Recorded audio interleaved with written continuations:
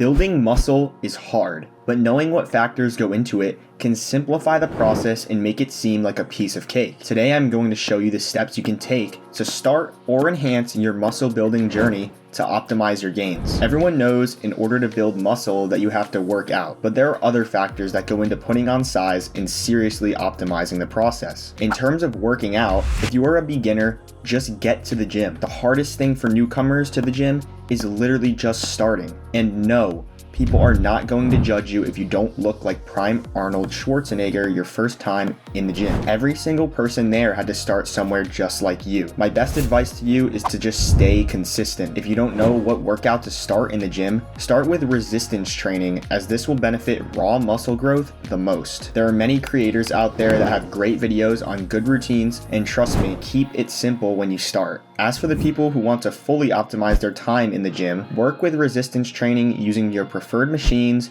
cables, dumbbells, or barbells. If you haven't already, you should start using a split. For those of you not sure on what a split is, it is essentially a routine where you use different muscle groups each day across the week to optimize your recovery. For example, a great starter split is PPL, or push-pull legs. This split has you doing push movements the first day, which are chest, shoulder, and triceps, and then pull movements the second day, which are back and biceps. And finally, the third day, which is pretty self-explanatory, being legs. Then you take a rest day and repeat. Splits can become very complicated, and it is still not agreed which is the most optimal. So pick the one that suits you the best and the one that you like the most. Some other examples of splits are the bro split or the Arnold split. As for when you are in the gym, just pick your favorite exercises for each muscle group. I recommend doing 2 to 3 exercises for bigger muscle groups such as the chest or the back, and keeping it to 1 to 2 exercises for smaller groups like the biceps or shoulders. When performing these exercises, keep your form constant throughout the entire movement. Don't ego lift, and use the weight that you can handle to perform 7 to 9 clean reps. Between sets, rest for 2 to 3 minutes. It may seem long, but if you're working hard during your sets, your body needs the recovery. Speaking of working hard, each set you do should be either 1 rep shy of failure or complete failure. Failure being the point at which you physically cannot move the weight for any more reps, no matter how hard you try. During your sets, you shouldn't be able to perform the amount of reps as you did with your first set if you are training to proper failure. For example,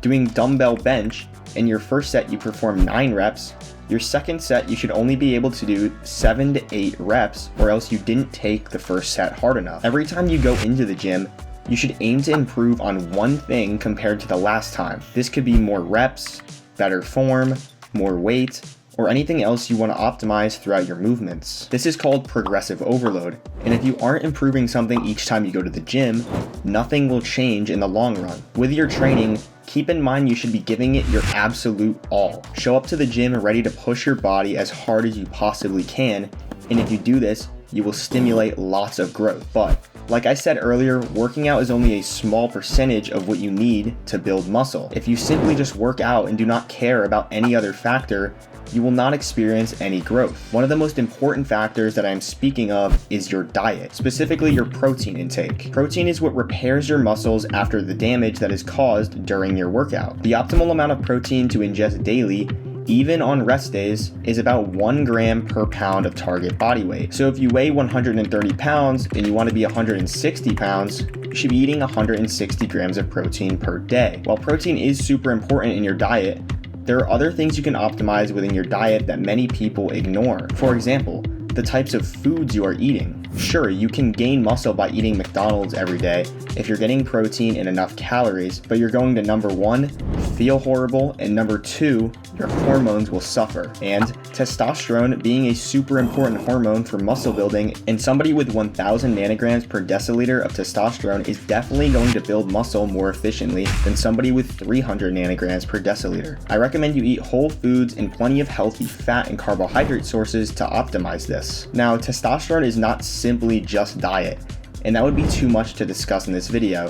So if you're interested in boosting your testosterone, check out this video I made. It goes through almost everything that will help out your testosterone levels. Within your diet, if you want to gain muscle, you must be eating in a calorie surplus. A lot of people do something called a dirty bulk, which is when you eat as many calories as you possibly can from whatever food source is possible. This can be very bad for things like your testosterone, for example, but you are going to gain a lot of excess fat as well. When trying to gain muscle, you should be eating in a calorie surplus of about 300 to 500 calories above your maintenance. There are calorie calculators online, such as TDEE, which you can look up and put in your information like your height and weight, and it will tell you how many calories that you will need to eat in order to get there. There is also the idea in diet of the timing of your meals. One idea you may have heard is a post-workout meal and the anabolic window. The anabolic window is essentially a window of time after a workout where you ingest protein. This time frame has been debunked though, and it has no effect on your muscle building.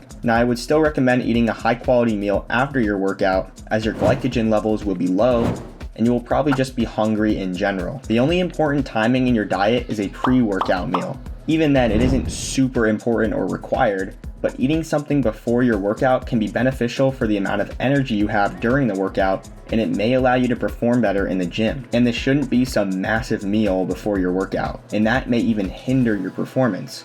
So make it something light. This meal should be mainly carbohydrate sources. A common pre-workout snack that is gaining popularity is a banana with raw honey and sea salt. It sounds a little weird, but the fast digesting carbs from the banana and the honey spike your blood sugar and give you a good energy boost. The salt allows for blood flow during your workout and gives you a great pump. I would recommend eating this snack or whatever food you're choosing about 30 minutes before you hit the gym. I can tell you right now, if you work out and eat a diet plan according to your goals, you will make progress, but there are still other things you can do, and one of which I would say is nearly required. This one factor would be sleep. If you get horrible sleep every night, you will absolutely have less muscle growth. Your body is repaired through sleep, including your muscles, and your hormones are balanced throughout your sleep. A lack of sleep or sleep of poor quality will hinder your muscle growth. Sleep is literally one of the most important things for the human body, and there are many factors that go into sleep to optimize it. The good thing is, I have a video for that too if you want to check that out. These are the big three.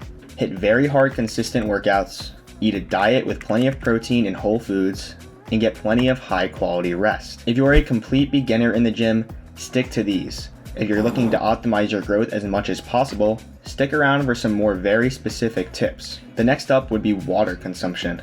Water consumption won't magically boost your muscle performance, but it is a good idea to intake a good amount of water per day. It will help with transportation of nutrients and sugars to your muscles to provide it with adequate energy for your workout sessions. I would recommend using a high quality salt-based electrolyte like Santa Cruz Paleo. Electrolytes replenish your body's loss of minerals throughout daily activities, especially working out, as you will sweat out some of these vital electrolytes. Drinking these specifically before a workout is the most beneficial time, but during and after the workout is also a great time to ingest these. Water is also important if you are taking creatine for muscle growth, which is the next thing you can do. Taking creatine allows your muscles to produce more ATP and gives you an extra kick during your workout. It takes time to work within your body, but drinking adequate amounts of water while taking it can optimize this process and allow your body to absorb all of the creatine that you're taking. One last thing you can do is to reduce your stress levels.